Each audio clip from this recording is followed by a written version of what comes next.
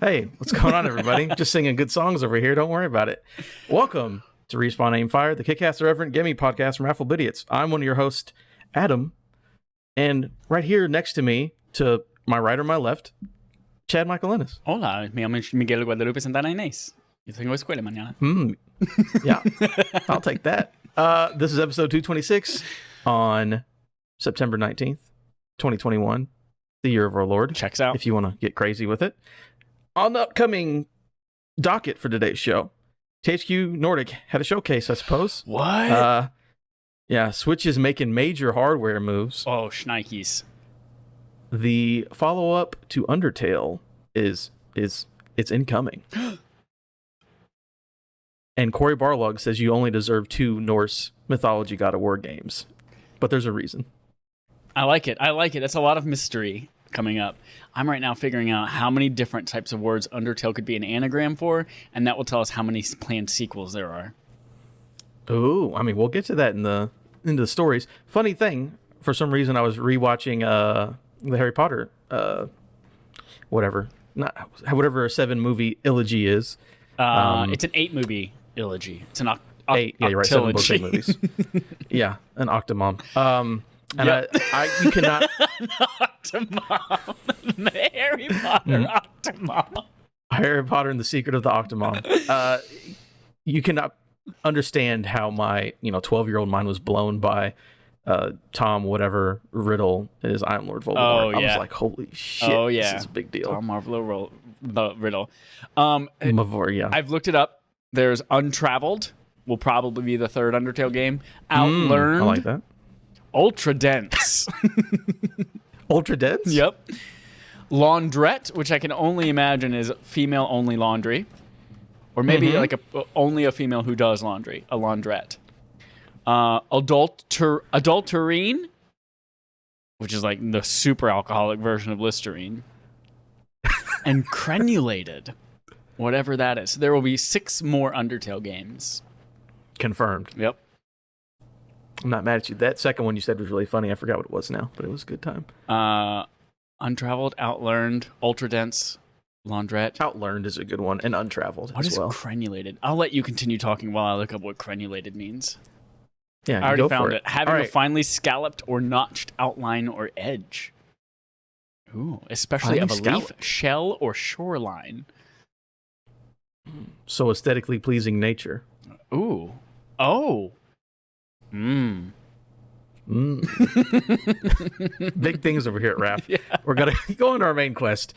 THQ Nordic. We're breaking down what happened in the showcase. Remember, we talked about this whenever we've been doing PlayStation Showcase. We've been doing Gamescom. There was E3 earlier this year. Now we have THQ Nordic. They're trying, everybody. They're Still hosted by Jeff Keighley, so it does have a lot of clout with it.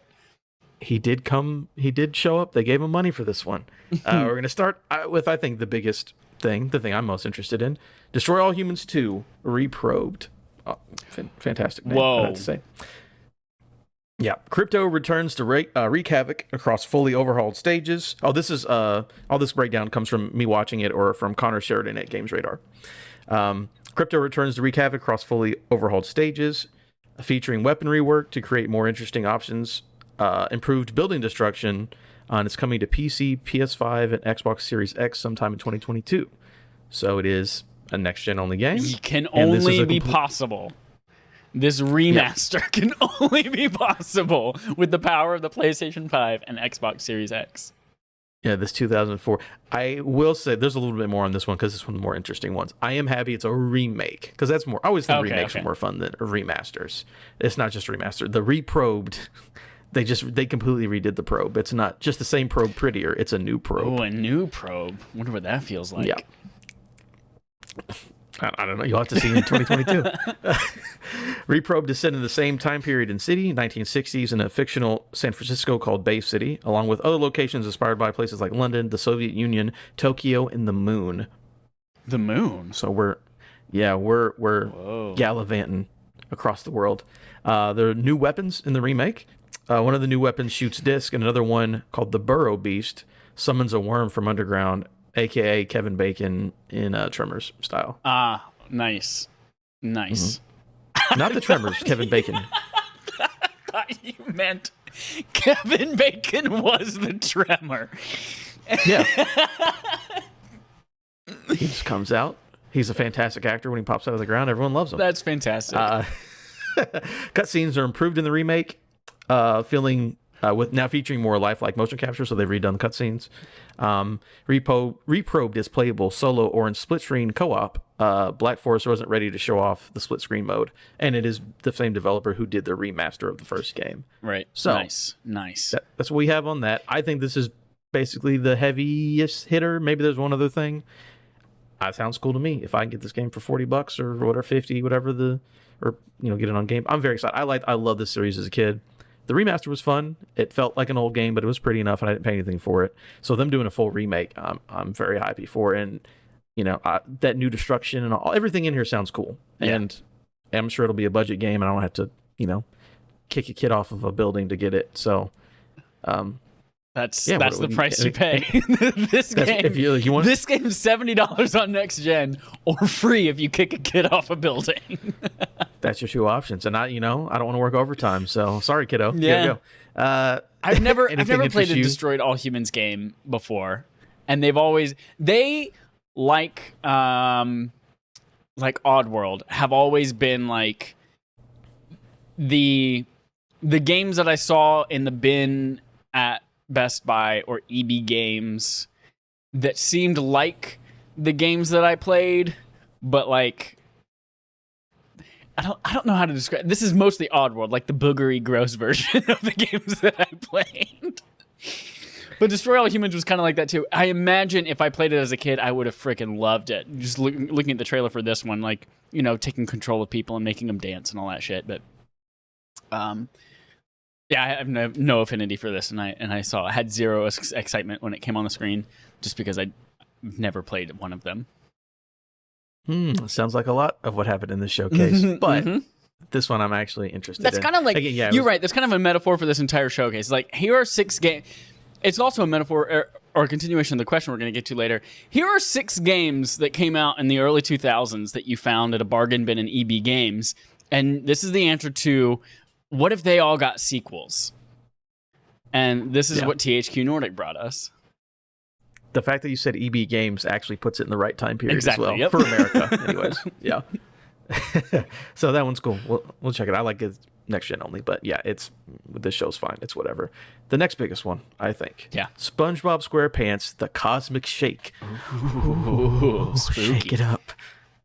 Follow SpongeBob and Patrick on a new adventure into strange new worlds populated by wondrous sights, as well as their missing friends from Bikini Bottom.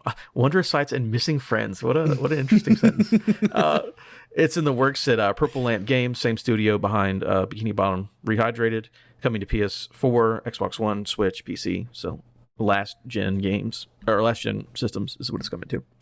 The game will bring players through the cartoon's iconic scenes, including the cast iconic performance of Sweet Victory, which is probably my favorite scene in a cartoon ever.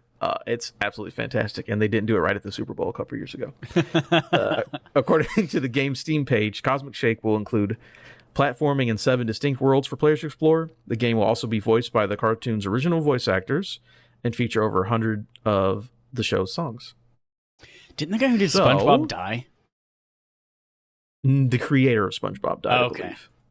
Not the actor, the creator of the concept of the sponge. If you type in SpongeBob voice actor dead, then the autofill results are dead 2020, dead 2018, dead 2013. Everyone thinks someone's dying at all times.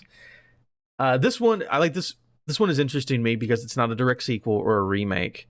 They were like, I'm assuming maybe Bikini Bottom Rehydrated did decent, and they're like, all right, that's enough to greenlight a sequel. Yeah. It's SpongeBob. I mean, I liked SpongeBob as a kid. I don't care about playing a SpongeBob game. I think it's cool. I like the idea that they're just like, hey, the cool stuff from the show that people are nostalgic for, we're going to do that, and you get to jump around worlds, whatever, bring back the voice actors. It's not a thing that I care about, but I think it's pretty cool. I think it's exactly... My kid played, yeah, it's pandering to us. It's pandering to, hey, here are all the best moments from SpongeBob that you saw as a kid that you really loved and enjoyed, and now we're going to just make them playable. Back to back to back, using whatever this cosmic time travel thing is as a device to let you do that. It has that weird art style. I don't know if it's just for the trailer or whether that's like actual game art, but like the one that the new movie had, the SpongeBob new movie, where it's like this hyper realistic, like matte plastic looking character models that like I don't know what it is. It's a little it's weird to me to look at.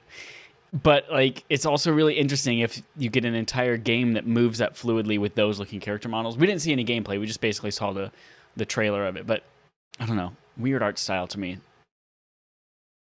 Yeah, this is one for the kids and maybe a nostalgia trip for us. Yep. You know, I don't think it hits either one of us. But again, being able to do Sweet Victory, I want to watch that Let's Play. Yeah. Just a 40-year-old man playing Sweet Victory. The back half of the show are things that are old and unknown, but we're going to talk about them anyways. Outcast 2, A New Beginning, a sequel over 2 decades after its 1999 debut. Explore a new region of the alien planet of Adelpha and help its native inhabitants cast off the robot invaders in third-person combat featuring a powered-up jetpack and hollow shield. Cool. So this is the Avatar game before Avatar has a chance to come out. Yeah. James Cameron Avatar. I don't know. Again, the next couple ones are just like, these are literally games from the late 90s, and we're making sequels to them. And I'm like, I hope someone has fun with that. I don't know if a budget game that's super generic to me means anything, but I'm sure someone's happy about it. This trailer, I just watched all of these trailers like while you were troubleshooting your PC update. And so they're all very fresh right now for me. And this one, I watched the whole thing, and it's just 96% just beautiful looking landscapes. I'm like, okay, but what do I do in these? And then the end of it was like, there's a robot, there's a guy with a shield and a jetpack, just like they say in the press release. And then he goes, different planets, same old shit. And that's it. That's the end of it. Yeah, that's how it feels. Different planet, same shit. Yeah, it's true. Sure, Outcast 2. Let's go. I'm sure someone's happy for it. You know what else someone's excited for? Jagged Alliance 3. Maybe? What? Tropico and Surviving Mars developer. I'm out. Haymont Games is leading the charge as it brings some familiar mercenary faces, as well as some new ones, to a new region full of strategic opportunities only on PC. Now, why did you say you're out? Because I actually kind of like Tropico and Surviving Mars. Strategy, tactics type game. Not my jam usually. Okay. Tropico's very fun. It's SimCity, but if you were in Cuba, that's how it feels. Yeah. But yeah, I can see that's a very specific game type, so if you're not into it. Yeah. Yeah. But it's a good developer, so maybe that'll be fun. Yeah, that'll be on Game Pass. People love Tropico. I know that. I know that it's good. It's not a Chad game though. Nope. Let's keep it moving. Superpower 3, the grand strategy game. Oh, there's more strategy for you, Chad. Yep. Geopolitics and the pursuit of world peace or global domination returns in Superpower 3, PC exclusive follow-up to 2004's Superpower 2. I wouldn't have thought it was a follow-up to Superpower 2, but I guess the 3 kind of gave it away. This press release is funny. Yep, there we go. Another strategy game from an old game that's 20 years old. We started the docket off with the best games. Actually, I'm going to leave this one for last because this one I actually have a fun story about. Elix 2 is a thing. I remember always seeing Elix like every time I got on Steam or any kind of digital marketplace and was like, what is this game? And it's just like some open world. It's just like a budget open world game. And I saw it all over the place. And I think I actually own it on PC. I think I got it for free on Epic Game Store or something. I've never played it, but it looks like if you want that, I feel like it serves a very specific market. So maybe it's fine. It got a sequel. And this game isn't 30 years old. So when I look up the original Elix, the first thing that pops up is the Twitter for Elix Michelson, the Fox News LA anchor. Not a good start. He's got more clout than the video game. What's going on?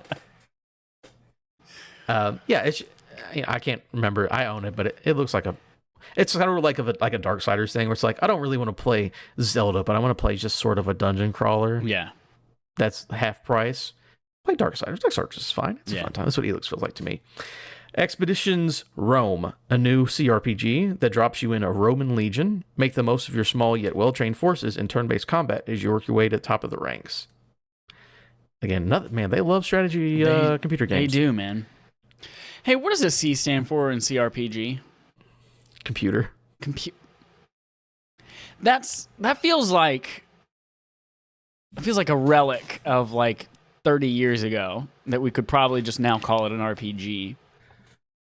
It's like saying, "Hey, electronic mail me that." It's like we don't need the E on the email anymore. I understand it's still around for some reason, but yeah, I think it was just CRPGs were things that you couldn't do on controller at the time. So it's like it's a computer RPG. It's Super Mario RPG is an RPG, but Myst is a CRPG because you have to play it on a computer because it requires that much control. Or I guess I don't know. Yeah, it's a weird name to still have, but I think it's just like there's a lot of controls and you can't do it with 3 buttons or whatever era had 3 buttons on it. Gotcha. And then this one is actually I might be interested. Turn-based tactics. It only just me, but I'm probably not gonna pay for this game. Here's actually the big one. I have a friend, I'm not even kidding, who is a diehard for this series. I don't know why. He plays everyone the day it comes out, and that's all he plays. MX vs. ATV Legends Off-Road Racing comes with a new generation of consoles with more options for player to carve their own path of greatness, including a new trails mode that pits you against nature like never before. Ooh. It's a dirt bike game. Big old beanstalks coming out and whipping you off the trail. Nature like never before. Yeah. It's a game. We always make fun of them because we would always get online. We're like, hey, what's everyone doing? We're gonna squat up, get on voice chat and talk. And he would always play MX versus ATV just for like 4 years straight. That's all he does. I'm like, what are you doing? What are you doing with your life? And like, there's new video games. Just gotta play my MX ATV. I don't even know what he sounds like. He's never in voice chat. I don't know what he sounds like. I'll play my MX ATV. Love it. I gotta go mudding or whatever he's talking about. So that one I actually didn't know about. Overall, I mean, I'm gonna go ahead and bring this up now. Where is Time Splitters? Right, that's right. We were talking about what might go into this, and Time Splitters came up, and then they gave us all this stuff that nobody wants. Here's what I want to know: what did Jeff Keighley do? Is he responsible for Sean Layden's death, and THQ Nordic is the only one who knows it, and they blackmailed him into hosting this thing? Like, what dirt do they have on GK that? Let's get that taken off. Let's start calling him GK and let the whole industry kind of jump on that too. GK. What do they have on GK that I didn't watch the conference itself, so I don't know how involved he was, or whether it was like hosting things on us, like how like was it Game Awards official, or was he just like popping in every once in a while to say, "Hey, watch me field the DualSense." I don't know. I don't know what they have on him, but good for them.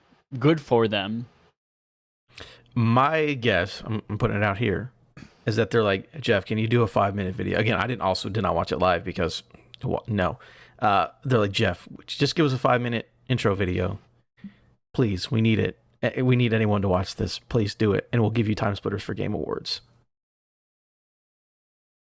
Maybe. I'm trying to find out how many relationship established. How many IPs that THQ Nordic has? I think it's about 150. It's some I feel like it's something number. Like that, yeah. Oh my gosh. Okay, so as of August 16th, 2020, THQ Nordic now owns 190 IPs, employs 3,400 game devs. And this is what they showed us. This is what they got. All right. More to come at Game Awards. Honestly, I think that's probably what it is, that Jeff is here again to do a big ups, a favor, and then they're going to give them, maybe we'll get actually cool games, because THQ Nordic actually does some interesting IPs. Like I said, I like Destroy All Humans. Spongebob is, Nickelodeon is trying to make games. They're like, please, someone make games for us. So yeah, I think a Time Splitters reveal, Game Awards or something. A bigger reveal could be a thing, but they also didn't hype this one up. They're like 6 games. They're old. They're sequels. Watch us for 20 minutes if you want to. Yeah. As a way to bridge the conversation from this to playtime, you mentioned when talking about Destroy All Humans that you're going to go to the moon. And the moon, how weird is it that we call the moon the moon? but there are tons of other moons in our solar system that we give names to. But ours is just Moon instead of Titan or Io, and all these other, Europa, all these other Destiny planets that we go to. But like ours is just Moon. It's like the first time we see a dog as humans, we're just like, oh, that's dog. And then we see another dog, and we're like, oh shit, can't call that dog too. And we're gonna call that one Rupert. And I'm actually going to be silly. I think the moon has a real name. does it really good? I hope it's like Luna or something. Yeah, I think it's something with lunar. Moon's real name, Cobra Kai. No, that's not what I want. It is Luna. It is Luna. Okay, great, perft. I'm gonna start. I'm gonna bring that. We're gonna call Does Earth's Dracula moon GK, have a real name? and we're gonna call In English, it's Luna. the moon. Selene, Greek called it. Oh, this is very confusing. Just tell me what the moon's real name is. The Sumerians called it Kingu. Okay. Okay. This isn't helping at all. Every language calls the moon something different. Okay. But what that was going to branch us into playtime, because I was playing Batman Arkham Asylum, and holy shit, the moon is enormous in that game. There's one where I think you come out of the Batcave, and the moon is like literally the size of like 55,000 moons wide. And it's breathtaking. It's like the entirety of Gotham City over the bay. Yeah. And the moon is right above it. Yeah. It's like, holy shit. Like the tides must be crazy here. Oh my gosh, It's so right? close. That's why all of the lunatics are going crazy out there at Arkham Asylum, because the moon is so close. Get it? Get it? That's a good one. Maybe there's waterbenders because Avatar, you waterbend based on the moon. Maybe. Nothing to do with it, Batman at all. Maybe. Bender from Futurama's there. Bender bending Rodriguez. All right, Chad, what'd you play? This is playtime. I played... Son of a bitch. I played Batman Arkham Asylum, which was our barf game for this month. We're going to be recording our kind of reactions to that. Backlog Accomplishment with Respawn and Friends is what that's called. And it's a monthly game that we all choose to play based on something we haven't played, or we haven't played in a very long time, or maybe it's to prepare for something new that's coming out soon, or something like that. And we put out some games, and every month our patrons at patreon.com/respawnaimfire vote on what we play. And y'all voted for Batman Arkham Asylum. I'm very pumped, actually, to hear a lot of our community's thoughts on this one, because it's the first time a lot of them have played Batman Arkham Asylum, even though many of them are big Batman fans. Anyway, yeah, I played it all in one sitting yesterday on Saturday, 10 hours straight through. Just got up to go get dinner and came back and ate it while I played. That was my third time playing that game. Still a great time all the way through. You'll hear more about it sometime in the future this month. I also played last week. There was a birthday for a young boy with an I on the end, B-O-I, a young boy named Brent Michael Gillihan. We've had conversations before in the past. Everyone's middle name should be Michael. It's not his, but his. Is it not his middle name? It's not his middle name, but it is his dad and his brother's middle name, and it is also my middle name, and it just works well. It flows Guess who well. else's middle name that is?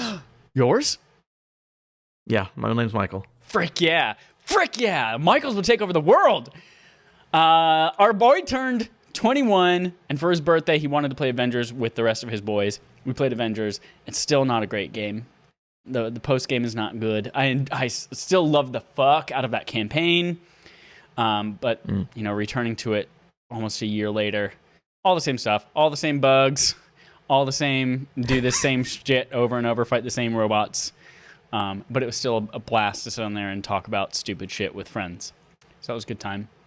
Ghost of Did y'all Tsushima. run any like Black Panther stuff? Or we didn't do any Wakanda. We did a new drop zone, I think it was, in Wakanda. I don't know. All the things are just go to this room and fight a bunch of bad guys in different shapes, like a Taco Bell, where everything's the same stuff, just in a different shape, tortilla.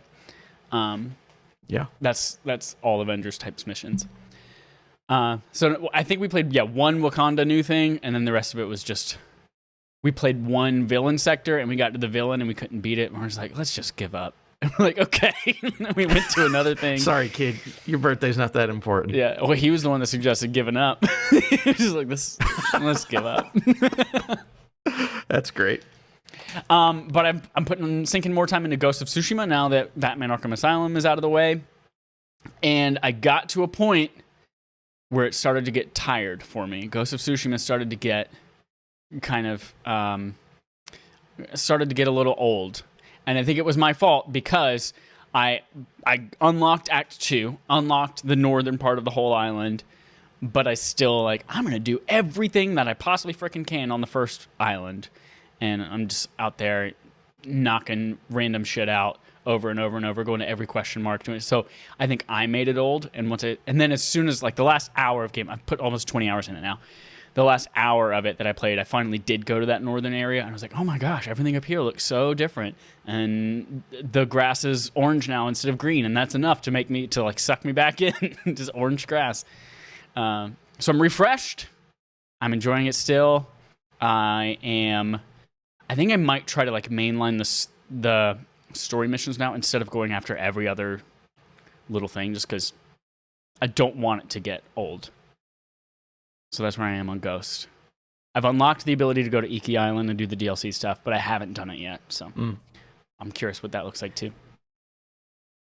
Yes, as someone who played Ghost of Tsushima recently, I also did the same thing where the problem with that game, it's not really a problem, I mean, I guess it is, it's the way that they designed it, is that the bottom part of the map, the first part you start in, is the biggest area and has a bunch of stuff, and it makes you wear yourself out too fast. Yeah, absolutely. You need to mainline the story, and then you can go back afterwards, because you're going to have so much, you're going to have better equipment, better powers, you're going to have just you're literally going to have more fun, but the game, you're used to playing an open world game where well, I have this space, I need to do something with it.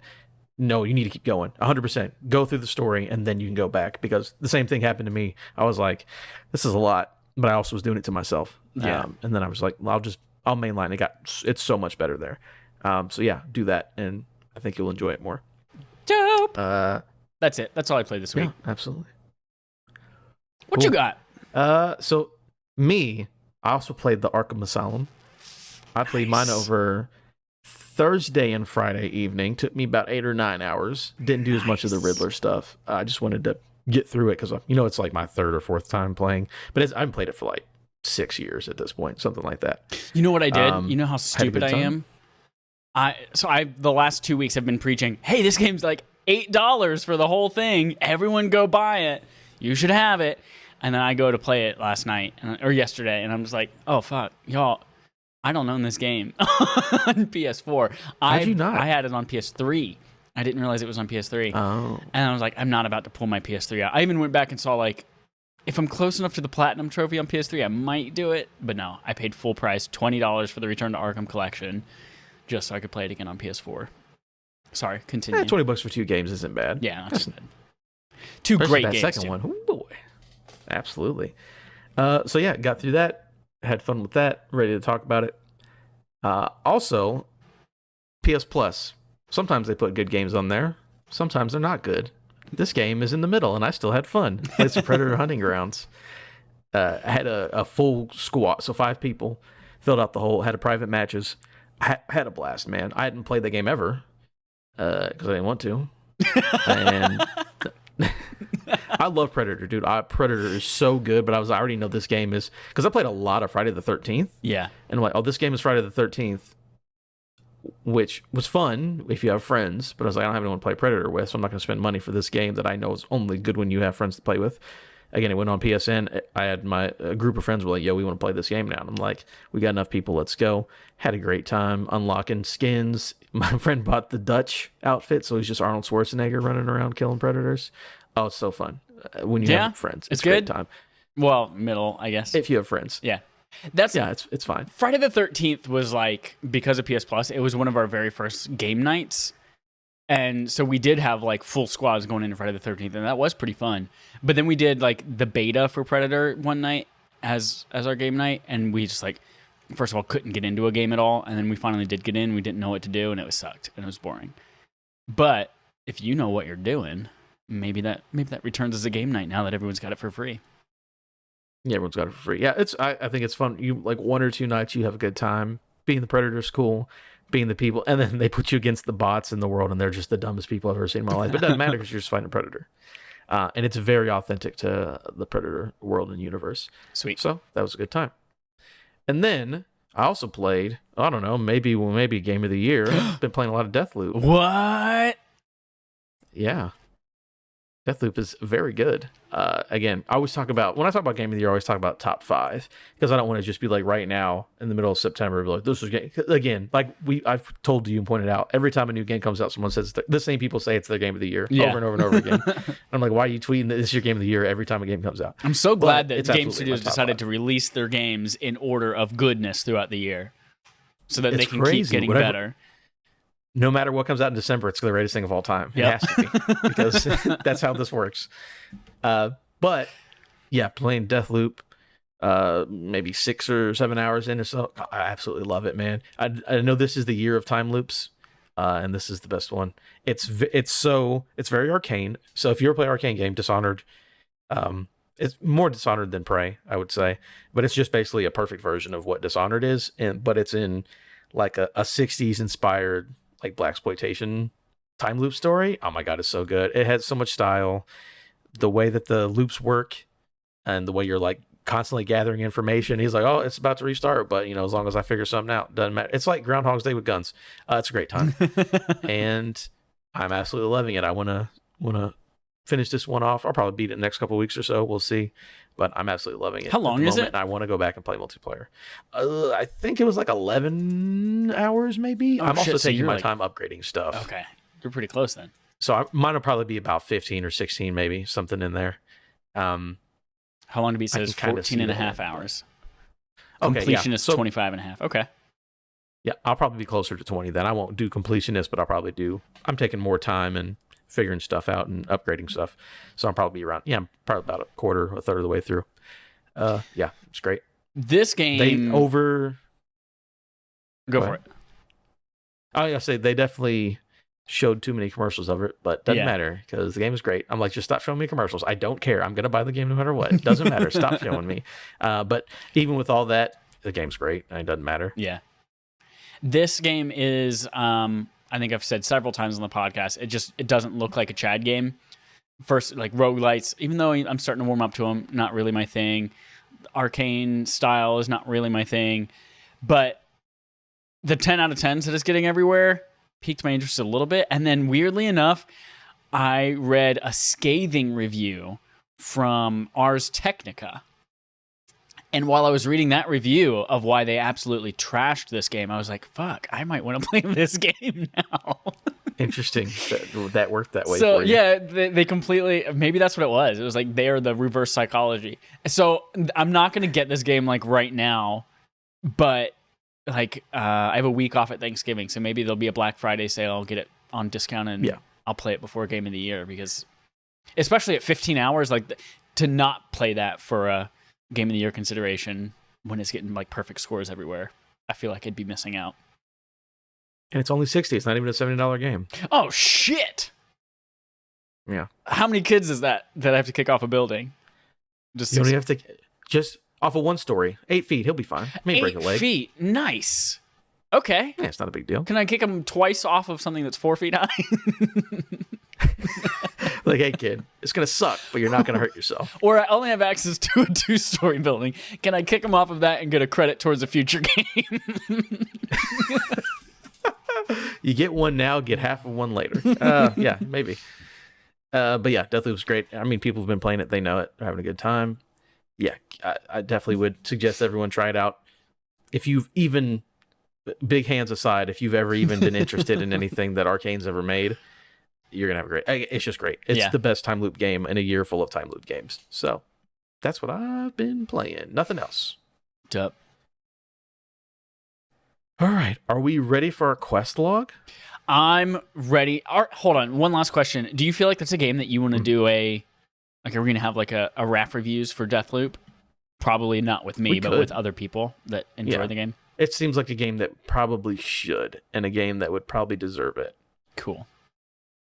So I'm definitely thinking about that. Yeah, when I finish it, I'm going to put out a tweet and see who's interested in that. So if anyone listening also likes Deathloop and wants to talk about it on a podcast, hit me up or hit up the show at, what's the Twitter? Respawn Fire. It is Respawn Aimfire. Why did I think it was just... I thought it was abbreviated for some reason. Raffy Taffy at gmail.com. No, yeah, Respawn Main Fire. Hit us up, and then you can probably be on that show and talk about Deathloop. Oh yeah, you'll like the haptic stuff. I normally turn off the adaptive triggers because I don't like that. Normally in multi competitive games, because why would I want to shoot? Why would it be harder to shoot a gun when I'm trying to shoot you faster? Sure, than me? But it's great. Every time you take a little step, it's like dee, dee, dee, dee, dee. And That's one of my like, favorite things hold about down the nail gun. Oh, it's great. Yeah, the director's cut. Sorry, one last thing to extend playtime. The thing that I love about director's cut of Ghost of Tsushima is the haptics, man. And it's just like the adaptive triggers on the bow, which even work over remote play, because I played for an hour at work. Don't tell anybody. And remote played at work. But the haptics, man, you're riding your horse and you're like riding in some mud, and then you like get onto some like stone or something like that, and you can feel it goes from to the and it's like, oh my god, it's in my hands. I freaking love it. That's cool. It's wonderful. Haptics are that's such like a. I bet Microsoft is kicking themselves. It's such an amazing feature that I can't imagine if I had the option. We've said this several times on the show. If I had the option to play a game on Xbox or PlayStation, like haptics is 100% the swing vote. If I'm paying the same price on both, Game Pass is a little bit different. Like if it's free on Xbox versus $70 on PlayStation. But yeah, if I just had the option, haptics every time. Yeah, I love haptics. I hate not having offset sticks, so suck it, Sony. Get better. Also, Nintendo Switch called. They want their Ice Cube Joy-Cons back because you're disrespecting them because they did Ice it first. Cube Joy-Con? What?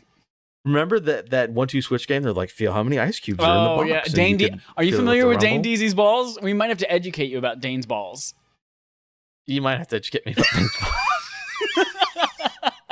It's a favorite RAF pastime is touching Dane's balls. It's all. We played 1-2 Switch once with a man named Dane, who's a good friend and supporter of the show. And I was describing, I was like, oh yeah, and I had the Joy-Con in my hand. And I was trying to figure out, like, there are so many Dane's balls are in this thing. I'm trying to figure out how many balls Dane has in this, and it's just become a running thing. So there you go, Dane. Man, Adam Dane's officially balls. is up to speed with your balls. So the Switch has Dane balls. PlayStation has Chad's testicles. What are we doing here? I like huevos. It's a little bit more cultural. Oh, I like that too. You gringo. There you All go. right, onto the quest log. Done talking about balls and haptic feedback. Steam Deck is almost finished. Comes from Jared Moore at IGN.com. Seems a little late. The post. Yeah, well, let me explain.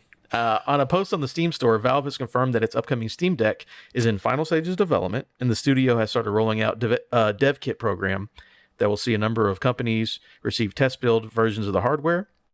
In the post, Valve says the launch of the dev kit will allow the company the chance to guide game developers through the process of getting their games on Steam Deck, while also continuing to gather their feedback as it prepares for the official launch at the end of the year.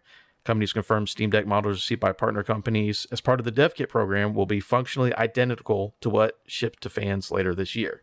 So dev kits are going out. They're trying to help people get their games on the system. So it's very imminent. End of the year, so I mean, this is 100% like a December thing. Yes, it's like 10 to 12 weeks away that this is launching. Yeah. This is a little bit of a different, like, comparing it to PS5 and Xbox Series X dev kits that went out like a year ahead of time, sometimes more. This is different because it is just a PC again. Like, it's like you don't have to worry about like, oh my gosh, what are the limitations? How do I emulate this? It's just a PC with different configurations, and you can give those to anyone. But and a lot of the hardware, like people know what triggers are. The Steam Deck controller has the similar pads, so like you can work with some of this hardware on your own. But yeah, to finally have dev kit hardware that's identical to consumer hardware going out, it's just good to test things on. I saw a tweet from somebody today, a developer who was like. Who booted it up on Steam Deck, and they're like, oh man, well, this is really nice considering I literally put in zero effort to get it to run on this. It was like, oh, it's because they made the game for PC, therefore this PC can run it. So it's not as concerning that we're 10 to 12 weeks out and they're just now getting dev kits out. Oh yeah, absolutely. Yeah, you've had the dev kit under your desk for years. Like it's fine. Right. The games they're gonna be just fine. But it's good that the fact that I think that we're getting dev kits in hand, which means they're like finally producing these. I think they're definitely going to hit that December release date. I don't know how many people are going to get that in that first wave, but people are definitely going to have Steam Deck this year. So I think that's cool. Yep. And I love how plug and play it is. Because like, yeah, you've already made this. It was like when they were doing all the when the the mid-generation upgrades for like the Xbox One X and the PS4 Pro. Right. And it was just like, you don't have to do anything. Like, we'll just boost the stuff for you and your games will look and run better. And they're like, I remember Microsoft's like, just give us a thumbs up and we'll do it. You don't have to do anything. You just have to say yes. Right. And I'm like, okay, cool. So, yeah, awesome. I'm ready for a Steam Deck. I still don't know if I'm going to get one, but I think it's really cool that it's out there. To me, it's the most interesting device that's come out in a while, just because it's a PC you can take with you. Like, that's wild. The idea of emulation on it has gotten me a little intrigued, but again, that's like I'm thinking of like emulating homebrew, homemade things that I'll make, of course, obviously, but nothing stolen. No. But that's got me interested. I just like that it. Yeah, I like that it's a portable device that has Steam built in. They've already said you can play Epic and you could play Microsoft. So you could have your Steam library, all those free. The only reason I use Epic Game Store is to get the free games. So I've got like 50 free games from Epic and then Game Pass all on the same device. And you don't have to do anything. It just works. Just pull it up and you go. That's pretty cool. Yeah. All right. Next up, I love this, how I did this headline. The Falcon meets the Ice Cream Man. It's come from Matt Kim at IGN.com. As reported by Deadline, Anthony Mackie will lead in the latest video game adaptation from PlayStation Productions. With the lead star on board, PlayStation is now planning to shop the series' potential buyers. So Anthony Mackie is going to be the lead character in the Twisted Metal TV show thing that we've been talking about. And we already know that Will Arnett's going to be Sweet Tooth, right? He fucking better be. I'm pretty sure that was official. Let me look it up. It's been rumored, but I hope it's official, because if not, I'm gonna write. Everyone knows here I love Will Arnett. He's my favorite Canadian. He better be in it. Deadline reports the series will follow a motor-mouthed outsider who can earn a better life for himself but only after delivering a mysterious package through a post-apocalyptic wasteland. So Anthony Mackie has to deliver. I think he's supposed to be like a milkman or something who has to deliver a package across the world when the world is crazy and Will Arnett's gonna kill him. All right. That has nothing to do. Like, this is a made up character for the show, right? This is nothing. Well, I've played like 4 Twisted Metal games, but I also know almost nothing about Twisted Metal lore. But I don't know that much about the lore. I know the character's name is John Doe, and I think there might be a John Doe somewhere in the lore, but I don't know that much. I just know a dude Calypso like gives you wishes if you kill people in cars. Whatever. It's a car game. But yeah, I like how they're like, we're making the show now. Somebody buy it. Let's get I wonder where this could be. I know they kind of have the relationship with HBO with The Last of Us. Right. But I don't know if HBO looks at The Last of Us and Twisted Metal on the same level. No, definitely not. So is this going to be like on Vudu or Crackle or something? I don't know. I guess we'll have to see. Anthony Mackie definitely helps, having that name on there. Helps for sure. There's reportedly, Sweet Tooth and Will Arnett. This was February of 2021. So February this year. That it looks like he's cast as Sweet Tooth. But yeah, where does this land? Does Sony have ties with any other streaming service other than Crackle? I don't know. Like I said, HBO got Last of Us, but that's because Last of Us is a big deal and like very story focused. This would be like, who wants just like a crazy car Mageddon show? I mean, like Stars or something stupid, something I won't watch it on. I bet. You know what? It was. I feel like earlier this year, Sony struck a deal with Netflix to have their movies come to Netflix first, which was weird because that means Spider-Man movies also coming to Netflix despite being Disney. And not come to Disney Plus. Netflix would make sense because Netflix loves to throw tons of money at silly stuff, and I love them for it. They're like, "You're making a crazy movie. Here's $70 million." It's like, okay, so that would be cool. I think. Yeah. Sony Pictures movies. A good place. I just want to have fun. Are going to Netflix starting in 2022, so it makes sense that they would even like put their original TV stuff there too. Yeah, that would be a good idea. You any interest in knowing now that we have a lead man in the? I mean, it's definitely going to happen now. It seems like it's going to happen now compared to just Will Arnett's a clown. I'm going to watch it because it's Anthony Mackie, Will Arnett, and something PlayStation made. So I'm going to watch at least the first episode. But Twisted Metal, I don't know. It's just such a weird thing to make a narrative franchise out of. So we'll see how it ends up going. I'm not super over the moon for it. Over La Luna. I gotta keep looking up those moon names. Yeah, I mean, we'll see. I don't know. Deltarune. Here we go. We were talking earlier in the show, but Undertale. Yeah. All those anagrams for Undertale. Deltarune is coming out soon. This is from Adam Bankhurst at the IGN.com. Deltarune Chapter 2, which is the second entry in the follow-up to Undertale, will be released on PC and Mac September 17th, 2021, so this past weekend. Still free. Anticipated release date... Yes, still free. Part 1 and 2 are free.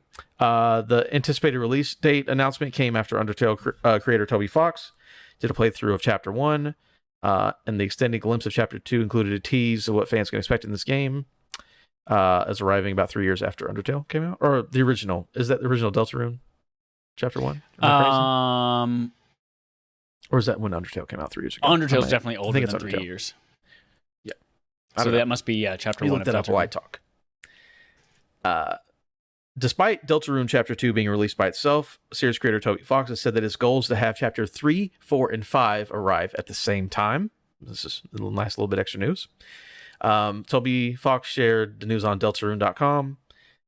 Said he originally planned on releasing new chapters only when all of them were finished, but he realized it's hard for both the creators and fans to go a long time without a release. So he put out Chapter 2. He's like, all right, guys, it's been a while. It's probably been 3 years since Deltarune Chapter 1. It has. Yeah, it's been 3 years. Sorry, Which I it's didn't been realize. a while. I feel like it's only been a year. But yeah, 3 years.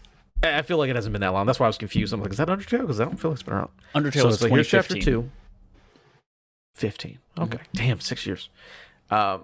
He's like, all right, here's Chapter 1 and 2, because you had to wait. But the rest of the game's going to call at the same time, and then that one's going to be a paid version when the full thing finally comes out. So, lots of Toby Fox, Undertale, Deltarune, Unlearned, or whatever that other word news. This game, first of all, yeah, ultra dense. Were you a fan of Undertale, and have you done anything with Deltarune at all?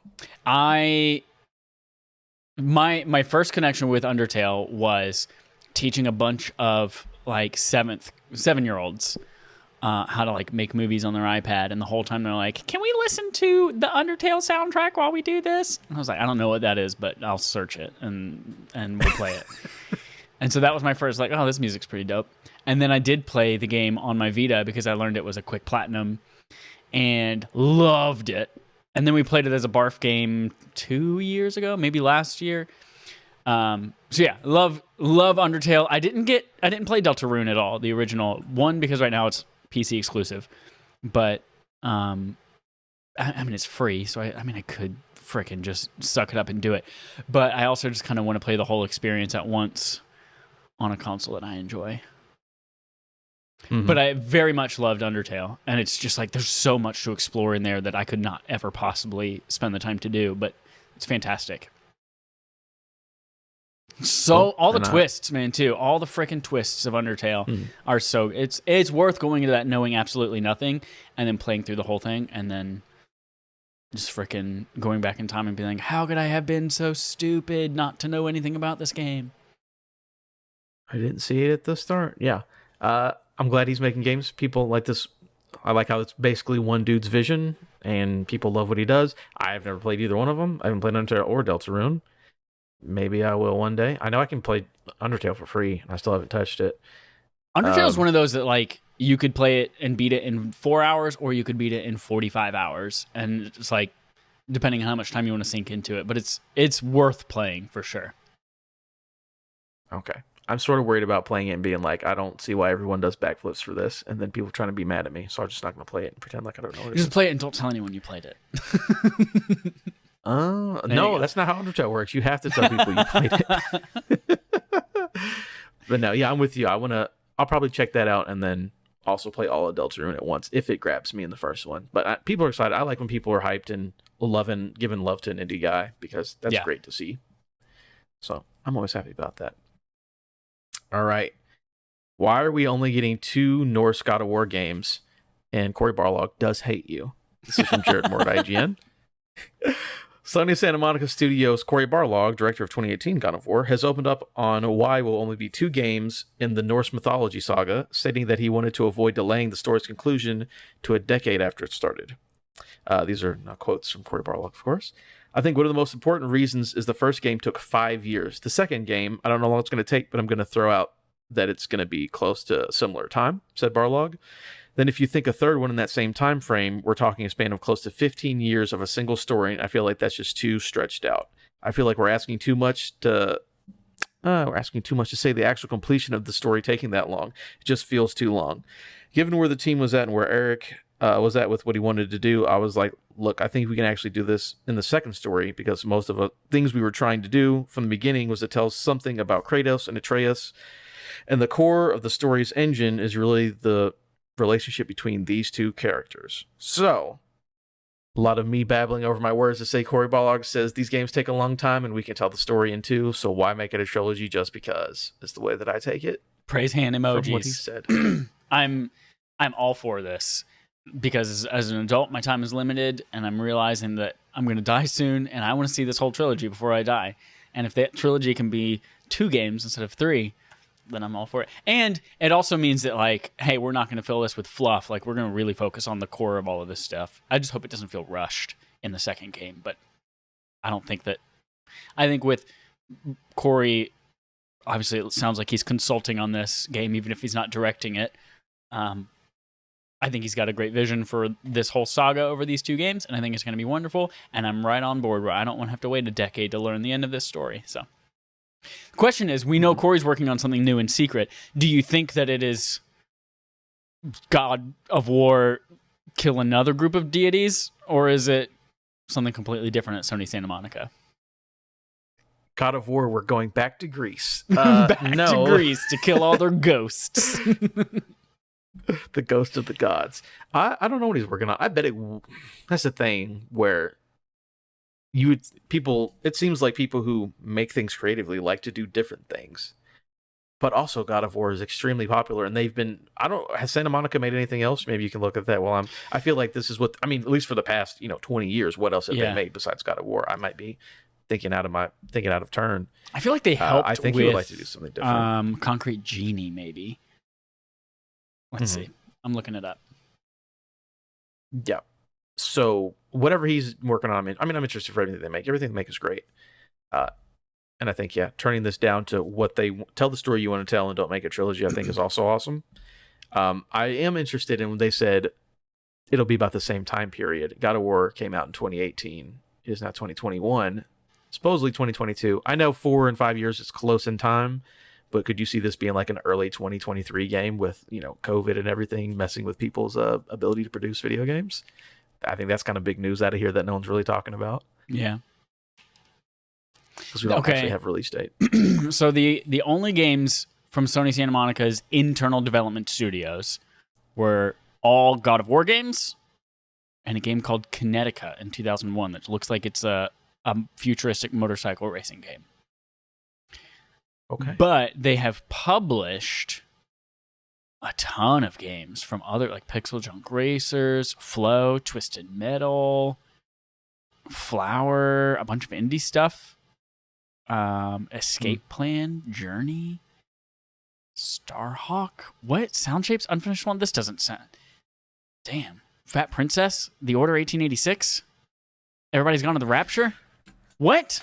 Maybe that's just the publishing name that they use. That's what Sony uses, their publishing title, perhaps, because clearly they didn't...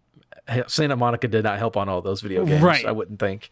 Oh, hold on. The External Development Group, a department within Sony Santa Monica Studios, separate from the internal development teams, acts as both a video game publisher and business incubator for indie game studios, notably That Game Company and its game Journey. Okay, so they're like a little... Yeah. So they got people to help out, but that's not actually the developers. So yeah, probably another God of War game. Which is fine with me, because they've all been good, except for Judgment or Ascension. Yeah. Yeah. You know what? I'm going to bust out my PlayStation 3 and I'm going to platinum that game this year. You don't have to. I've platinumed every other God of War game. Yeah, you have. That's what 1, 2, 3, and then the next 2. There's 1, 2, 3, Chains of Olympus, the one where his brother was there. I platinumed those. Now I just got to do Ascension. Ghost of Sparta, that one, yep. Yeah, have fun with that. I'm excited for anything they do, because all these games have been bangers. So, awesome. And I'm very interested to see what he does next. Whatever comes after. Just regardless, whatever comes after this Norse mythology, and the fact that the story is about this relationship between his father and son, and like we know that, how does this story end? right? Does one of them die? Does one of them go off into Jotunheim? Like, I don't know. I think it's interesting. If they want to take the next step, and they've taken the Norse mythology, like, to say Kratos is tired, Kratos is done, he's done fighting. If they want to take a complete 180 and say, you know what, I'm ready to go on a murdering spree. Hindu gods. There are 33 million gods in Hinduism. I just looked it up right now. Sorry. Is it 33 million? 330 million. So, yeah, every single enemy in the game could be a new Hindu god for him to kill, and just an entire new roster of people. Or, think about this. It is 2027. Okay. PlayStation Studios logo comes up. Okay. We see a man in the desert. Kratos jumps from behind a rock. It says, Jesus Christ. And then God of War 2027. That's all we see. God, I want that game. I hope that's what Barlog's working on right now. I hope him and Mel Gibson are together consulting on this new Jesus Christ God Passion of War of Kratos. Oh, man. People have made that joke before, but I always find it hilarious. Anyone talks about Kratos fighting Jesus. That's that'd great. Be a good time.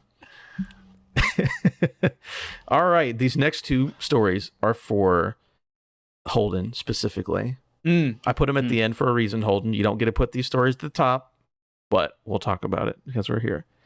Switch gets basic new features. This is from Eddie from GameSpot. I'm sorry with your last name, Eddie. I use your stories all the time. Yeah, Makooch. We'll talk about this in a minute. A new firmware update for Nintendo Switch has landed. One of the biggest new additions is support for Bluetooth audio. Son of a all bitch. Types of audio. Yeah, I know.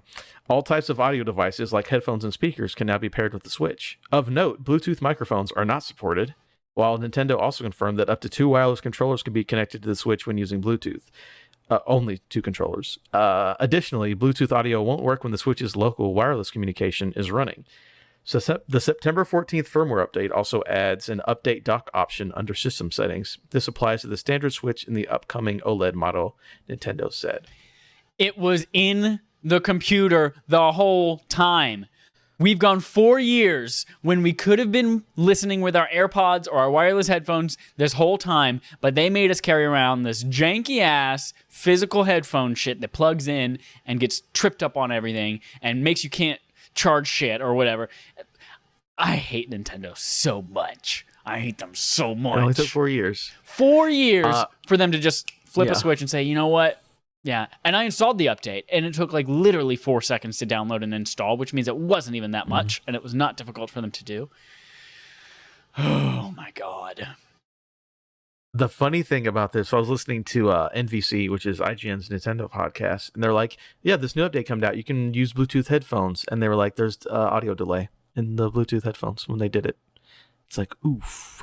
I don't know if you've tested it out yet. I have not tested it. Just one person's opinion. But apparently it's not snappy necessarily. Regardless, it's cool. But yeah, like literally Playmobil toys have Bluetooth audio activated when you buy them. It's a weird thing, but I'm glad it's there. I mean, that's cool. You don't listen to your teddy rugs without disturbing the rest of your house. Bluetooth to your teddy bear. Oh man, that's a thing.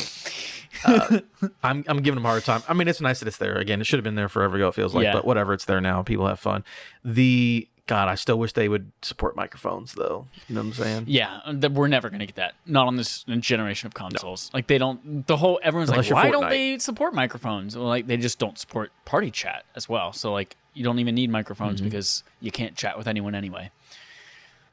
It's unless interesting. you're specific games. Unless you're like Fortnite, yeah. The whole controller thing, we knew Bluetooth was there the whole time. We knew it could have been enabled, but because the Joy-Cons connect via Bluetooth. So we know that the system supports it. So my guess is that it took them 4 years to figure out how do we support controllers and headphones at the same time without interference. Whereas most other controllers, people don't realize this, they operate on a separate wireless spectrum than Bluetooth. So your DualSense or your Xbox controller have their own type of connection. And then they also support Bluetooth for connecting to things like iPads for remote play. But that's not the main connection they use, which is why you're able to use Bluetooth devices with a lot of those systems without any kind of interruption. So yeah, my guess is, Switch can support, I think, 8 Joy-Cons at a time.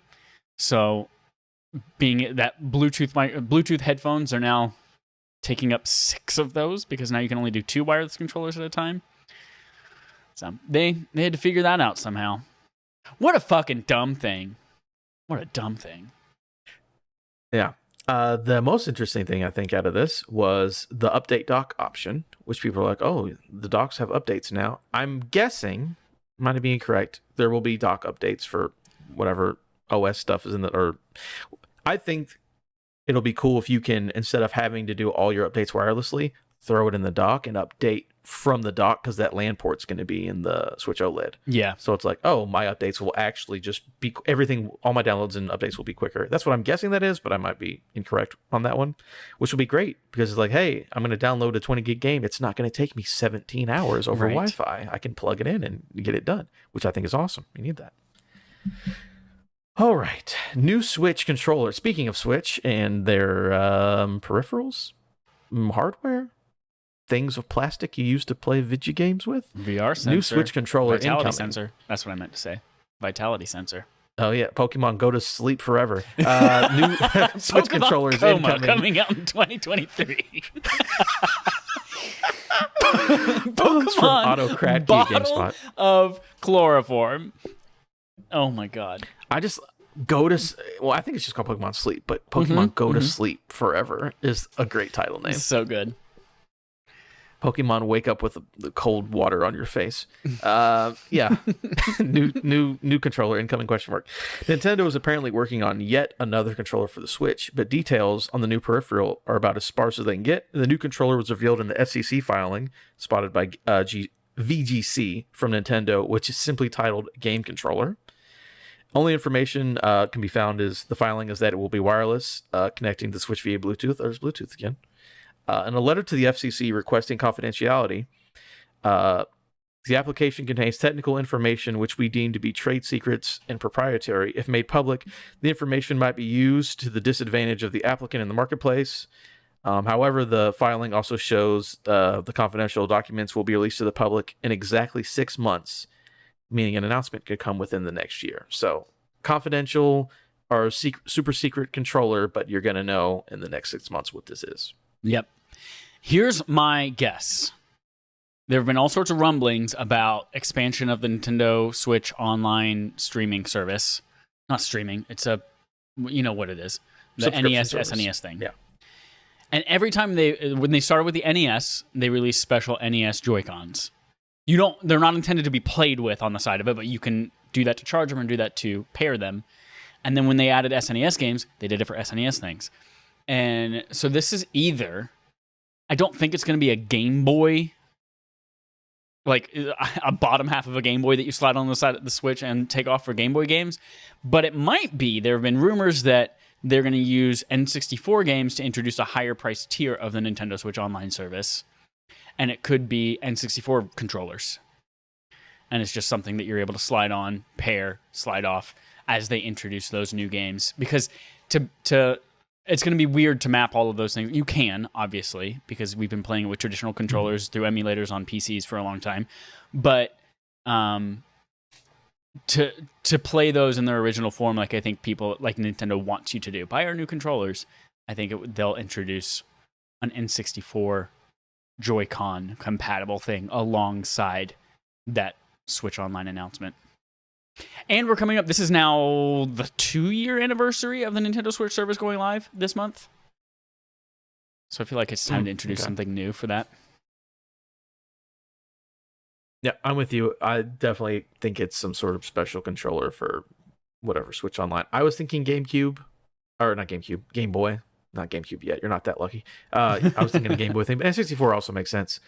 Yeah, I don't think it's like an Elite or anything. We're not getting, a Nintendo Switch Pro Elite. I don't think it's anything like that. I'm with you. It's like a very specific, like a weird peripheral controller that they got to keep under wraps because it's tied to an announcement with our services. I'm with you. I think it's something either Game Boy or Nintendo 64. Also, anyone who argues that the N64 is a good controller, I don't believe your opinions on it. The entire left third of the controller was meant to not be used. Yeah. You literally just hold it in the middle on the right side. Yeah, you never use the left shoulder button. You never use a D-pad. It's all just the Z button and that fucking palm destroyer in the middle. You know, it's really funny when What? you look at the Wii controller where you get the wand and then you get the little, what was the thing called? Nunchuck. The nunchuck. It's just the middle of the N64 controller. That's it.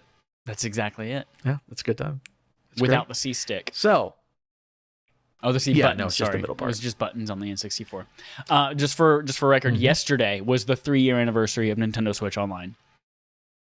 3 years. Mhm. Okay. All right. Okay, that's it for Questlog. That's all the news. We got through it. Congratulations. And we know the name I'm of the over moon the now. Luna. Yeah. Oh, look Yep. at that. Look at that. Over the Luna. Over there, right there. Next up, we got Adam's weekly segment. How will this work if I'm not here? If you're not here, we're still going to call it Adam's Weekly segment. Just like for a while, we did Ryan's subscriber interrogative, even if he didn't write in a Even subscriber. though it wasn't him. Yeah. God, that's so good. You just immortalized forever. Yep. I'm going to, anytime someone keep me honest on this because I will not remember because I don't remember. I'm literally walk around and I forget what I'm doing as I'm actively walking. I'm like, I literally go, where am I?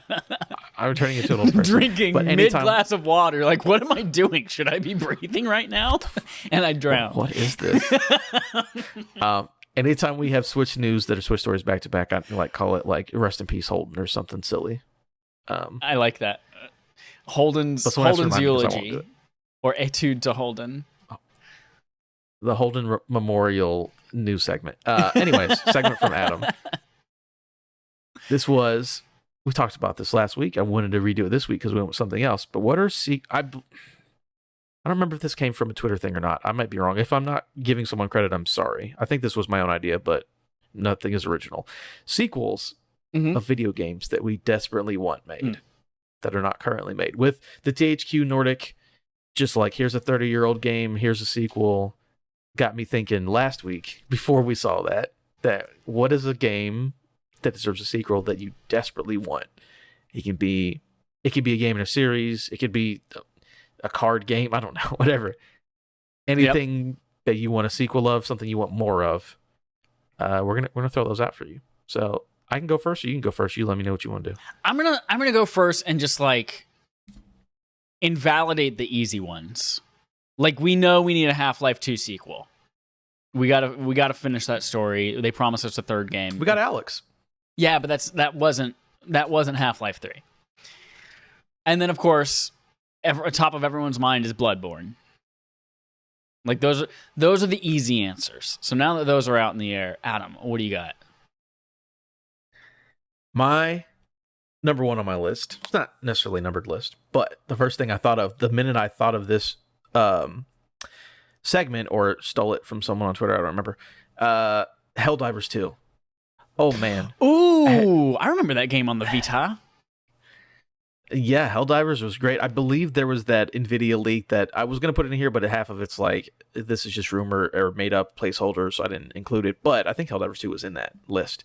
But Helldivers, God, me and my friends played.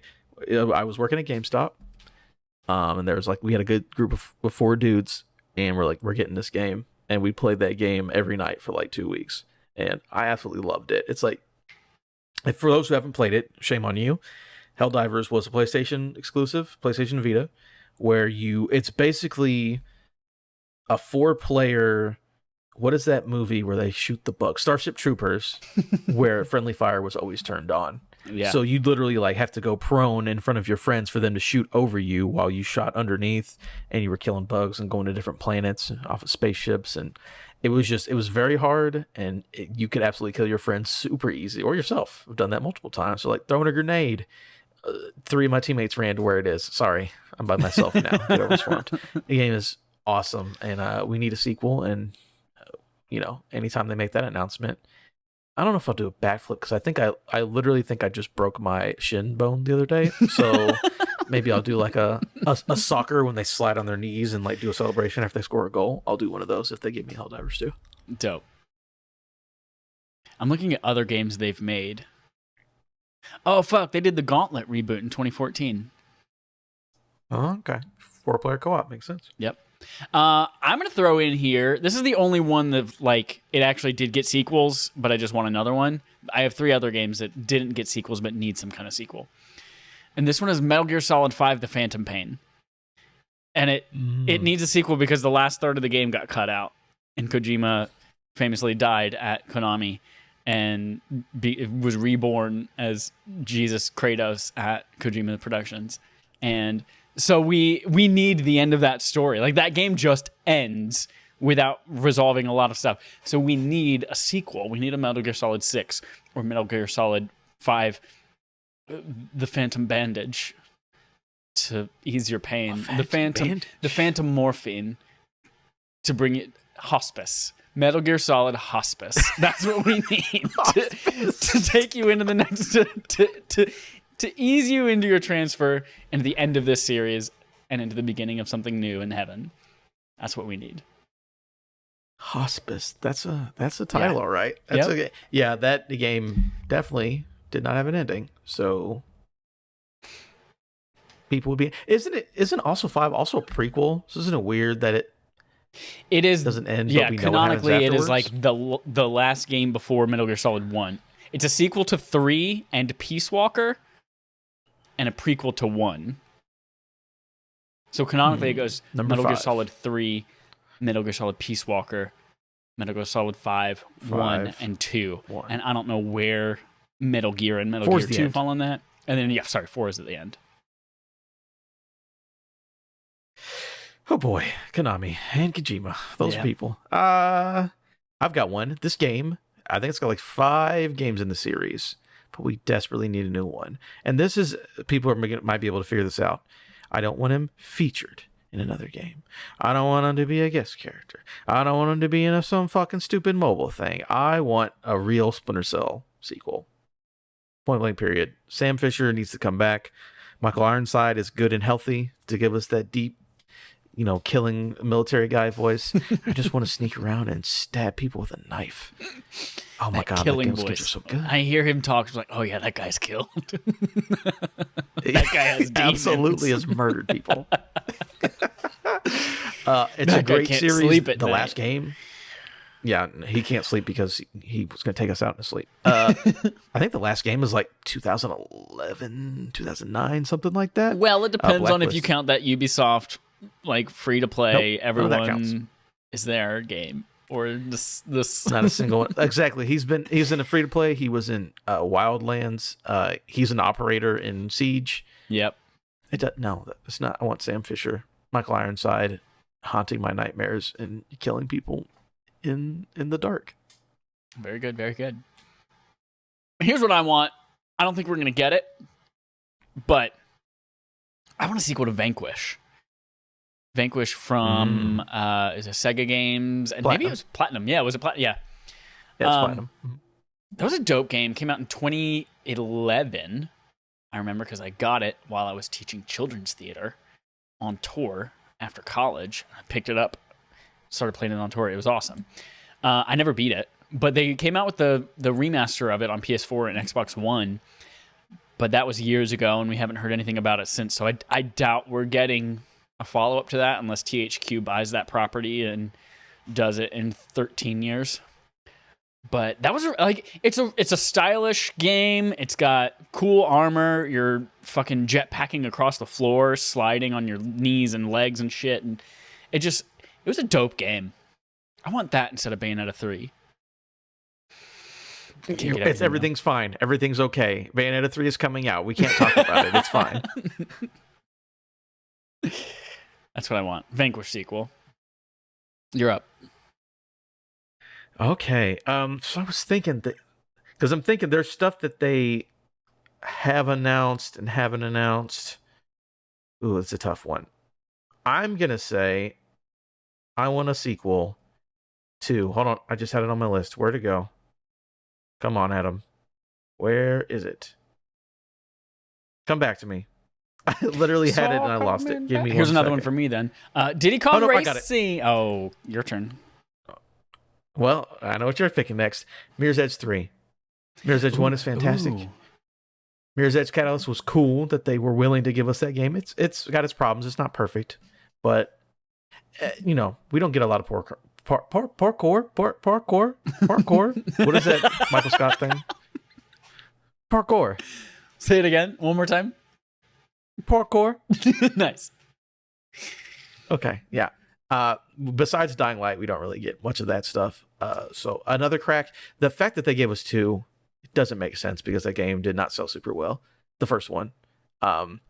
So we even got that is crazy. But I just like, that's a game we could get in like 10 more years. Be like, hey, remember Mirror's Edge? Yeah. And they could bring that back in. I would really like it. I had that on my list and I was like, we have a sequel. That's right. But what about another one? Yeah, Diddy Kong Racing's my next one. Let the cat out of the bag. This game is the better racer. N64 had a shitty port come to DS, but this is like racing against your friends is fine and fun, whatever. But the Crash Team Racing, I only just recently discovered that CTR did this as well. But like, there's this overworld. You're driving around. You're earning coins or not coins, but like things to open up new parts of the world to do different races in different areas. Unlock hover boats and airplanes. You get your whole cast of characters like Conker from Conker's Bad Fur Day, Banjo from Banjo-Kazooie. They got their start here in Diddy Kong Racing. There's some Banjo Crocodile, not a Banjo, but he's just a regular crocodile. He was also in there. The chicken? The big chicken? Big chicken, yes. Yep. What a freaking great... And you were like fighting bosses and shit like that. And it is a different type of racing game than Mario Kart. And I find it more enjoyable than Mario Kart. And you're like getting balloons and shit. And you don't get balloons in Mario Kart. There's no balloons. Except for if you're in some battle modes and you're losing balloons. Yeah, battle mode has balloons. But you get balloons in this one. You pick them up. In Diddy Kong Racing, you could fly and drive. Yep. And like they had all the, all Diddy the different Kong was methods, planes, trains, and automobiles in Diddy Kong Racing. And boats, And hover boats. boats. Yep. God, I like that a lot. That game is, there's another like cartoon racing game where you switch. It's not Mario Kart. Does one of the Sonic games, I think, maybe have something? Probably. One of the Sonic racing games, something similar, which is actually halfway. One of those Sonic racing games is actually pretty halfway. There decent. was Mario Kart Wii where you could do motorcycles or carts. And the motorcycles, you could even like flip your controller up and that would do a little wheelie to get your speed boost. Do a little jump. Yep. Yeah. No, Diddy Kong's great. I wish they could bring that back. That would be super cool. Did you have any more? Because I only have one left. I got one more, yeah. Okay. I'll go ahead and do mine. This is a weird one because what they're making is basically a sequel to the game that I'm about to say. And it's probably a property I care more about. But I also want them to go back and finish the original property. I'm talking about Divinity Original Sin 2. I want a sequel to that so we can get a full... Give us everything in that world. Divinity Original Sin is basically D&D, the video game. That game was so popular, they literally got hired by Wizards of the Coast to make D&D, the video game, aka Baldur's Gate 3. So I'm probably more excited for Baldur's Gate 3 because it's actual D&D. But let them come back and finish off their original story in their original world. That would be super cool because Divinity Original Sin 2 is basically a perfect video game. So, but again, that's the thing. It's like, I love Divinity, but I like D&D more. So make your other sequel. Baldur's Gate 3 is another sequel that was awesome that finally got to be made, and then go back and make Divinity, and then I'll just have all this nerdy RPG stuff, and then I will bark like a dog with excitement. Bark like a dog. Yes. when we so from here on out, we have to watch every single like reveal event, like Game Awards, E3. We have to watch it all live, and we have to record you doing it because when they announce Divinity Original Sin 3, you have to bark like a dog with excitement, and we have to get it on tape. I will do you one better. Whenever they give us the official release date for Baldur's Gate 3, I will also do the same thing because it's just early access now. Perfect. I got to figure out the breed. I'm thinking Yorkie, but maybe I'll do something a little bigger. Something just like sonically pleasing, like ASMR, like a big Bernadette's mountain dog. What are they? Yeah, like Beethoven. Ruff. Getting goosebumps. All right, what's your last one? All right, my last one is not technically a game. It's a character that I want more of that we've never seen outside of a Mii costume in Smash Bros. But Geno from Super Mario RPG was my fucking jam as a kid. One of my many AOL screen names was Geno2, the number 2, Destroy. I fucking loved Geno. And he's so fucking fascinating. Coming from the stars, he's down here to help Mario get all the star pieces and reunite the Star Road and all that shit. And he's so fucking cool. And he starts as a little toy. Technically, he's not the toy. He's this astral being that comes down and possesses this little kid's toy of a Geno doll that then gets like cannons for arms and shit like that. And he looks like a little wooden doll with dope clothes on. And he's super cool.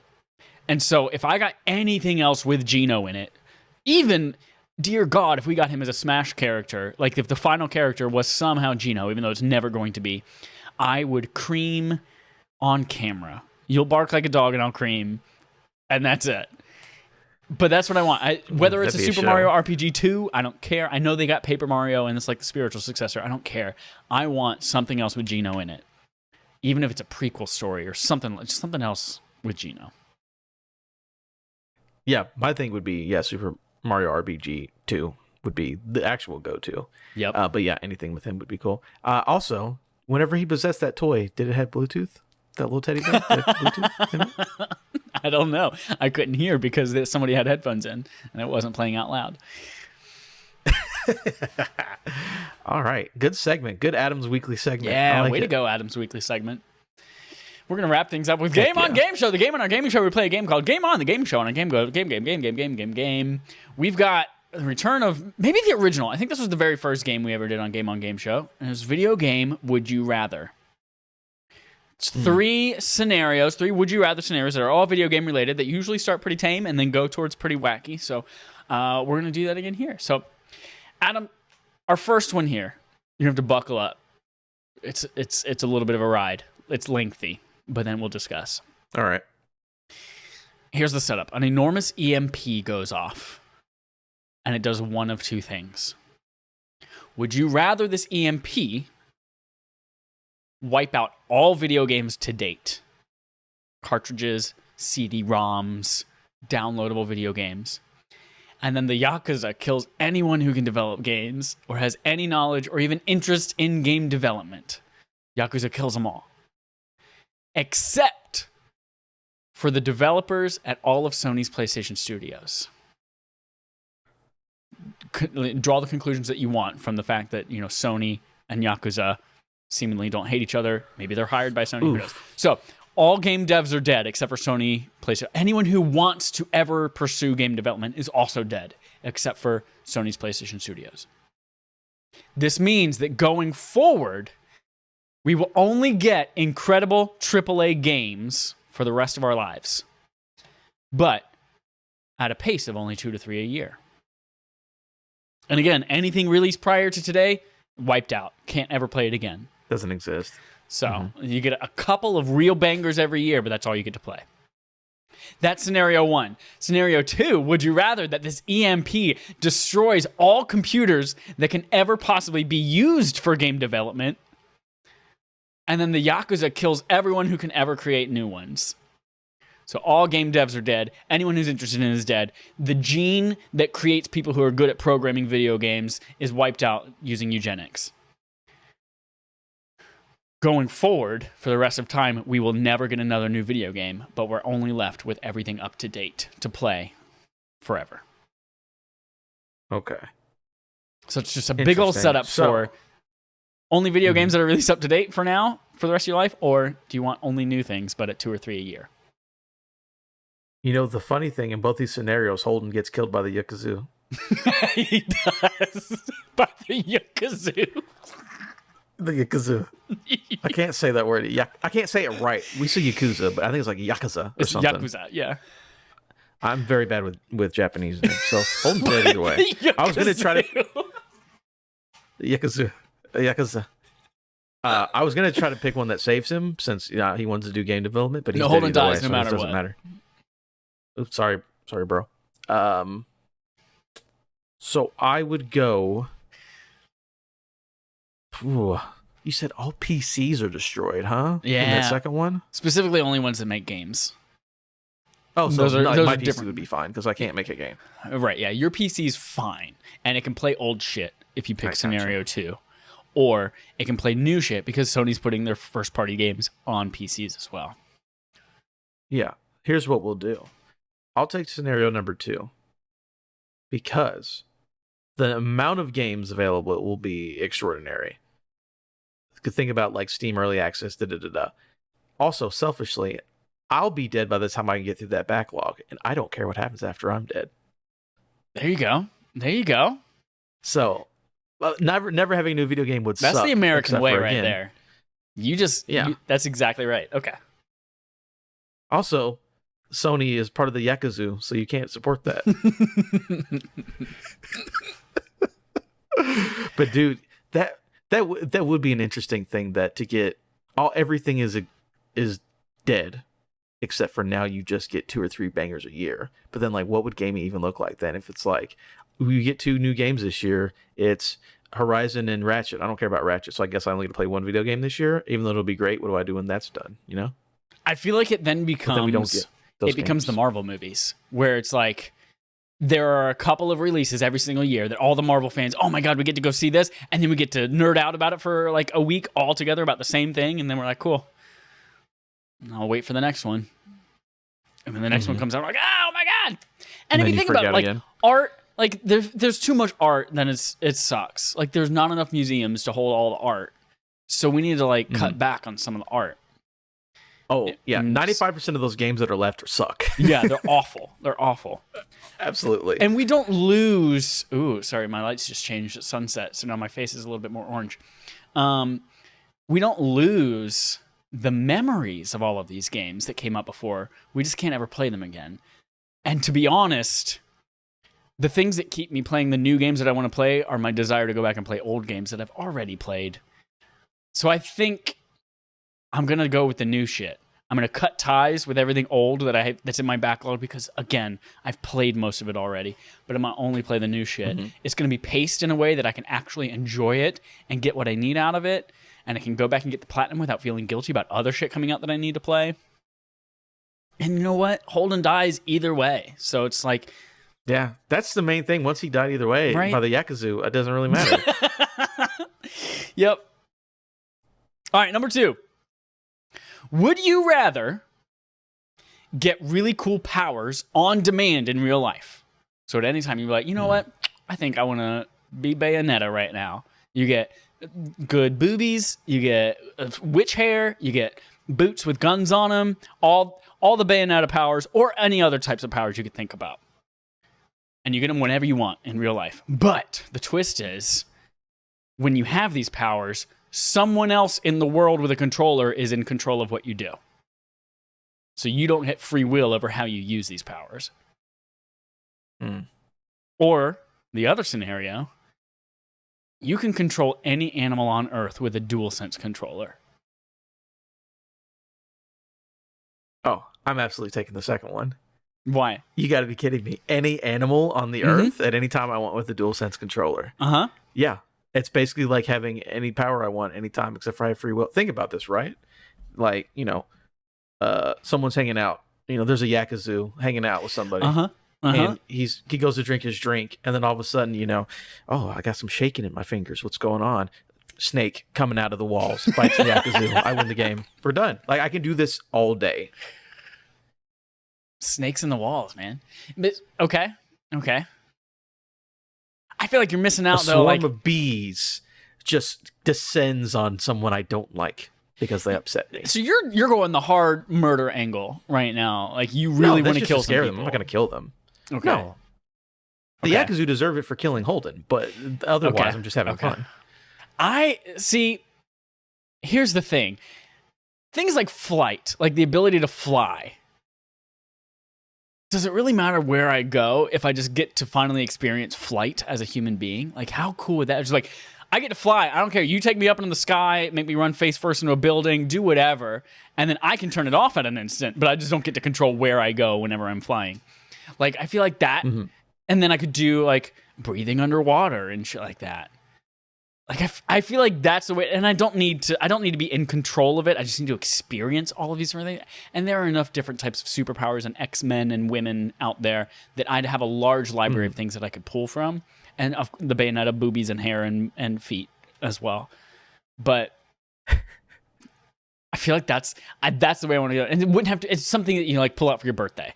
It's not, you're not all the time having to kill people or scare people with your snakes and that kind of stuff, but it's just like, you know what? It's kind of like drugs. You know what? I just want to have fun tonight. And instead of snorting a line of coke, let's all just fucking get witch boobs. And that's just see what that's like for the night and just have a good time. And that's what it's like. See, my only problem with that, I like that idea of being able to have these powers, and then you just could have fun. Think about this. You're like, all right, I want the power of flight. And then some fucking idiot 7-year-old living in bumfuck Kentucky gets control of you. And he's like, I'm going to go straight to the moon. And now you, Chad, have to you can never fall asleep because the minute you stop thinking about, you're on the moon. You're literally in space now. And I hope to God your power was flight and being able to survive in space because some 7-year-old idiot just fucking killed you. You're done. That's what I'd be worried about. Is someone just, because people play video games. They're idiots. Yeah. I played video games online. People are dumb. So I'll be like, oh, this seems fun, mama. And then to the moon. This seems fun, mama. That's freaking great. All right. Last question here. Would you rather see your life only from a third person point of view at any angle? So you have a Lakitu that can look at your front, your back, but it's always third person. It could be top down, whatever. Does it have to be a Lakitu? It doesn't have to be a Lakitu. It could be a velociraptor on a crane. It could be whatever. That's option 1. Or option 2 is you continue to only see it first person view, but you can control what part of your body you see out of at any time. So, for instance, you could, like, if you want to get a really good look at, do I have colon cancer? Let me stick my pinky finger up my butthole, look out the tip of my pinky. It's dark in there. I don't know. But maybe I liked the way this felt and I explore a new part of my body. I don't know. But you could see out of a different part of your body on demand rather than just your eyes. I mean, for that situation, I would just say put eyes on the inside of my colon, not on the end of my pinky. You could do that too. Colon. Still dark, but now you're just looking at your colon up close. Yeah. Okay. Yeah. Okay. A third person to see anywhere. Honestly, so this question, both the powers are the same thing, basically, except for the looking inside your body part. Because actually, if you put the third person camera against a wall and rotated it, you might be able to see the inside of my face. You know how video games do that. But either way, you have full control of looking around you at all times. It's just, do I want first or third person? I'm going first person because I don't want to look at myself when I'm 80 years old from the third person. Don't want to see that. Don't want to see an old man walking around. Absolutely not. Now, I love to hang out with my raptor friend on the crane, but I don't want to see old ass me. Straight up. Like, you have to shower and you're 80 years old, and you have to look at yourself as you do it. Yeah. It's not worth it. That's a curse. That's not a gift. I feel like with the amount of clothing that we choose to wear in America, which is a lot of clothing, and with the like outside of your fingers and your face and maybe your legs in the summertime, everything else is going to be dark. Like if you put eyes in your shoulder, you're just looking at the inside of your shirt. If you put eyes in your colon, you're just looking at a dark cave. If you put eyes on your toes, you're just looking at socks and shoes. And so like I feel like it's going to be really boring. It's just basically limited to your hands and your eyes, and that's it. Now think about this. I'm a guy with dreadlocks. I've got like 50 individual long strands of eyes on my head. Shit. Yeah. I can kind of see 360 around myself. Okay. But here's the thing. You can't control the dreadlocks like little fiber optic colonoscopy cameras. I don't know why I keep coming back to the colon, but You know, like Going back to the colonoscopy thing, huh? yeah, so you can't actually, like, they don't have autonomy, they don't have muscles in them. So, like, if you put eyes, well, I guess you could just put eyes in any part of them. It doesn't have to be the tip of the dreadlock. Here's what I'll do. Mm-hmm. I'll do third person, but only if that fucking Lakitu doesn't show up. He cannot be the cameraman. Anybody else? If you see anybody else, I just want frickin' witch hair Bayonetta with a camera dangling off her ponytail. That's what I don't know why I'm on a Bayonetta kick right now. I know I just don't want to, like, I fall over as an 80-year-old man and he comes with a fucking fishing pole. Let me get the fuck off me, you idiot. I don't want that. Also, you can never trust him. One game he's following you around with a camera helping you out. Another game he's fucking throwing spiny shells at you. You never know if you can trust him. He's out of here. He's not part of the union. He can't operate the crane. Exactly. And you don't know if he's going to post pictures of your 80-year-old dick online. You can't trust Lakitu. You're right. Eyes out of the inside of your body. Let's go. All right. He's probably part of the Yakuza. He's part of the Yakuza. God, Sony. I always knew it. Sony's out there trying to kill Mario the whole time. Mm-hmm. All right, that's it for Game on Game Show, and that is it for episode 226 of Respawn Aim Fire. Thank you, everyone, so much for listening, for watching. Papa John's. I tried in my head. I was like, "Don't say Papa John's. Don't say Papa John's." And I didn't. Yeah, I knew you wanted to do it. Yep. Let's get a Shaq-a-roni, everybody. You have a couple pieces of homework, as always. Go out and kiss your dog square on the lips, and then also go to Patreon. That's right, your big old Adam dog. Go to patreon.com/respawnaimfire. We're going to put out a poll for October's Barf month, so I got to talk to you about, Adam, about what we put out for that. What game is that? You guys will tell us. And then play with us on game nights. That might be Predator coming up soon, sounds like. Could be a fun one. Get dope wallpapers for your devices. And a new perk for Patreon subscribers. You get a few days early access to any RAF reviews that we do, which it sounds like Deathloop might be in the cards. This month's Barf, again, was Batman Arkham Asylum. We'll be recording an episode of that probably sooner than you can get your thoughts to us. But please do still send your thoughts to us, and we'll find a way to incorporate them outside of Barf, because we never remember to read them on Barf anyway, which makes me... I'm about to say Cozy Bear. Come on, man. Yeah. So Adam, if we start recording Batman Arkham Asylum, we have to start it with Cozy Bear's thoughts on Metroid Fusion. And in fact, let's start the episode. Like, we'll just lights up and we immediately begin reading his email about Metroid Fusion, but we have the title of the episode, Arkham Asylum, and everyone's like, wait, I watched the wrong one. And then they click on Metroid Fusion. Am I on the wrong and thing? like, wait, no, this is a different one with Trevor. And then they click back on the Batman one, and we're still talking about Cozy Bear's Metroid thoughts, but it's really about Batman in disguise. That's what we're going to do. Okay. I like it. That's it, everyone. Thanks again. Watch us live, on demand. Not going to say it. Here's our usual sign-off. It's not Papa John's.